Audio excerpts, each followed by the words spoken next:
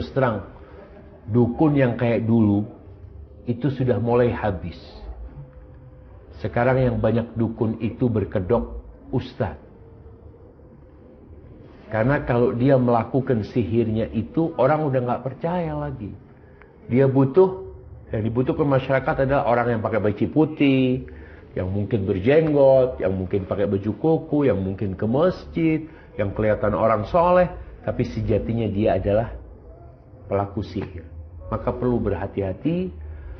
Kemudian pengobatan alternatif ini macam-macam. Ada yang mindah penyakit. Ingat dulu, Rami mindah penyakit kanker dari manusia ke sapi. Tergantung tuh. Ada yang ke kambing, ada yang ke ayam.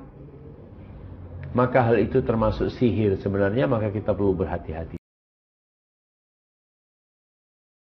Assalamualaikum Ustaz. Waalaikumsalam warahmatullah.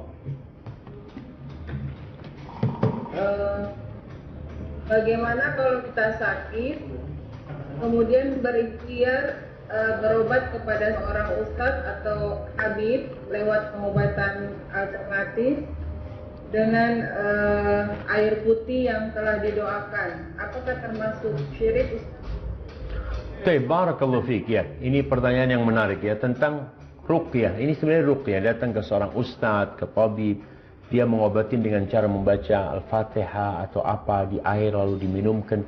Itu tidak apa-apa sebenarnya. Itu termasuk ruqyah yang diperbolehkan. Asalkan satu, kita tahu orang itu memang orang soleh yang menegakkan syariat, bukan yang pura-pura soleh. Itu yang pertama. Yang kedua, jelas yang dibaca, bukan hanya komat kamit. Kadang-kala kita lihat ada orang Masya Allah ya, komat kamit dia, kita nggak tahu apa yang dia baca. Benarkah yang dia baca itu ruqyah? Benarkah yang dia baca adalah ayat-ayat Allah? Atau nanti yang dia baca adalah mantra-mantra yang tidak jelas? Nabi SAW membolehkan kita berobat dengan ruqyah. Ibnu Mas'ud radhiyallahu ta'ala anhu ketika ngobatin tuh Sayyidul Qabilah, pemimpinnya satu kaum yang dia tersengat, terkena racun ular atau bisa ular atau racunnya kalajengking. Itu Ibnu Mas'ud membacakan Al-Fatihah sama dia sembuh. Jadi kalau kita berbicara tentang membacakan sesuatu kepada air lalu ditiup lalu diminumkan, itu nggak ada masalah.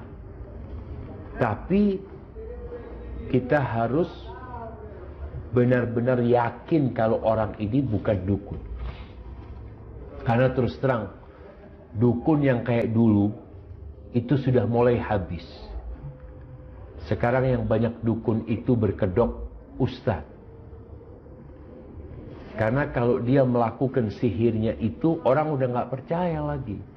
Dia butuh, yang dibutuhkan masyarakat adalah orang yang pakai baju putih, yang mungkin berjenggot, yang mungkin pakai baju koko, yang mungkin ke masjid, yang kelihatan orang soleh, tapi sejatinya dia adalah pelaku sihir.